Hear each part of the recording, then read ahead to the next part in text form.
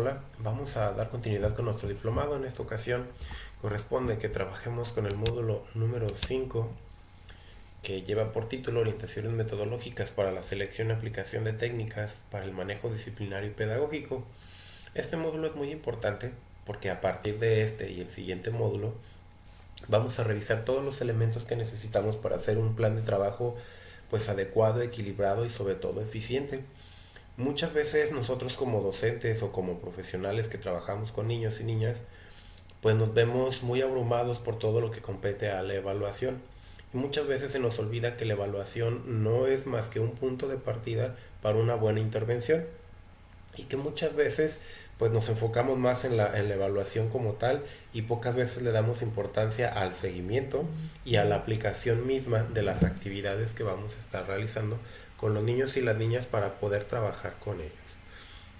Entonces, pues vamos a dar inicio. Para esto es muy importante que ustedes conozcan pues, los principios generales de las técnicas de intervención con niños. Nosotros solemos dividirlos como en dos grandes rubros, que son las reglas de oro y las reglas de plata, ¿no? Pero vamos a centrarnos en este momento con las reglas de oro, pues para poder saber cómo trabajar con los niños y con las niñas. Se requiere de un diagnóstico del cual partir. En este caso, como tuvimos que hacer una pequeña modificación a nuestra propuesta, eh, con la sesión que se tuvo en línea, pues pudimos darnos cuenta de que es muy complicado llegar a un diagnóstico, sobre todo un diagnóstico del neurodesarrollo y neuropsicológico también.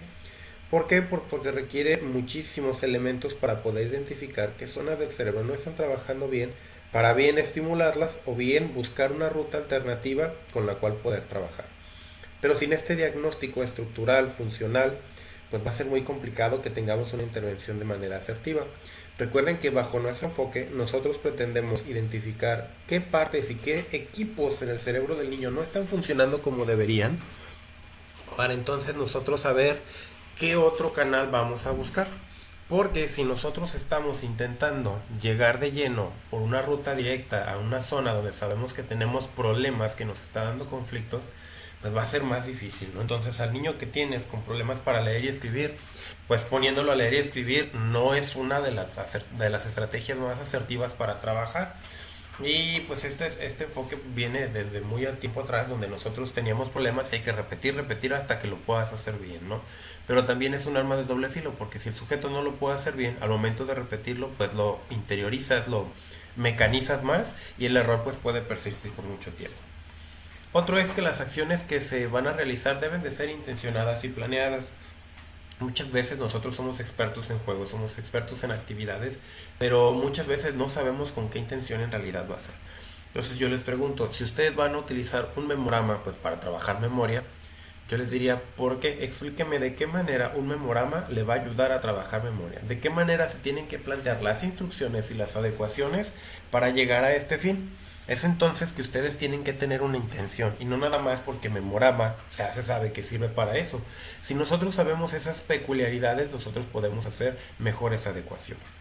Y la otra es que deben de ser planeadas porque dentro de nuestra propuesta la intensidad, la frecuencia y la duración de los estímulos de las actividades que vamos a realizar son de vital importancia para incidir en el cerebro de los niños. Otra es que las acciones deben de ser flexibles y adaptadas a las peculiaridades biopsicosociales del niño y su familia. Recuerdo un ejemplo cuando trabajaba en un preescolar que estábamos en proceso de control de su interés con algunos niños, sobre todo del área de maternal, pues era un preescolar, pero también tenía niños más chiquitos. Y recuerdo una vez que cité a una madre de familia para preguntarle pues qué estaba pasando, porque el niño no tenía avances como esperados, observables. En aquel entonces era todavía un poco más rígido de lo que soy ahora. Y la madre de familia me dijo algo que me cambió profesionalmente mucho. Y dijo, maestro, hágale como quiera, pero yo no le voy a quitar el pañal a mi hijo en la noche porque se me orina, se me ensucia y entonces lo tengo que bañar y entonces se me enferma y si me enferma no voy a trabajar y si no trabajo pues no como. Y pues la señora tenía justa razón porque en esa escuela era de se lo quita o se lo quita señora, si no la reportamos, si no tiene avances ya no entra porque usted no trabaja, porque usted. Y nunca nadie se ponía a pensar que la señora pues era mamá soltera y que pues en efecto, si ella no estaba, no podía tener a alguien que le cuidara al niño, pues ella no podía trabajar porque tampoco se lo podía llevar. Entonces esto generaba un problema porque ella en esa situación pues no podía atender esa sugerencia, esas estrategias que se estaban planteando, porque no estaban adaptadas a su contexto ni a las características biopsicosociales de la familia.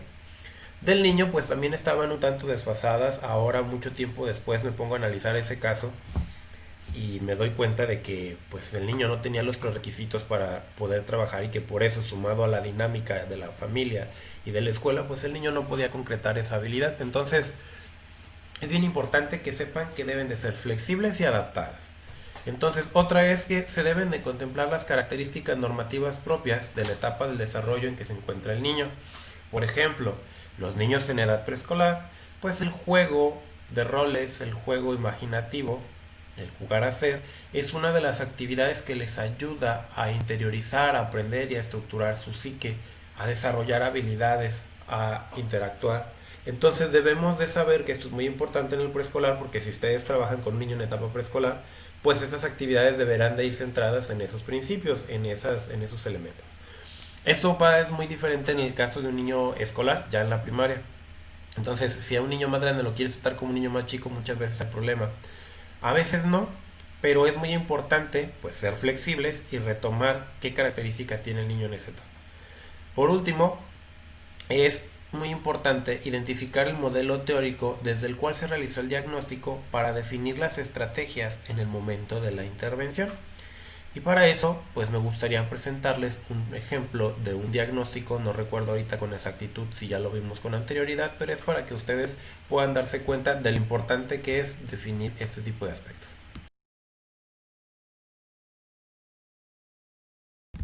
Bien, este es el diagnóstico.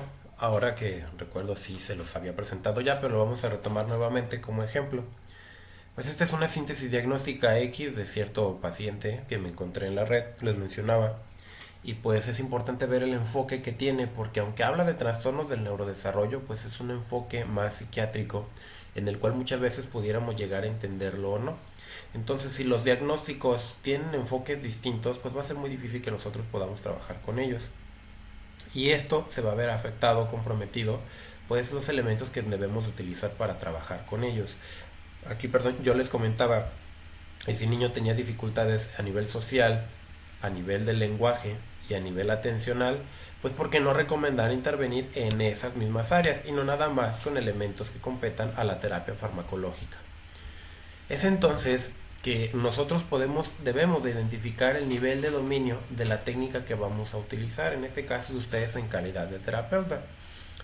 Es muy importante que esto nos lleve a seleccionar la técnica más apropiada y a dosificar la actividad de manera apropiada. Para eso, recuerden que los criterios son intensidad, frecuencia y duración.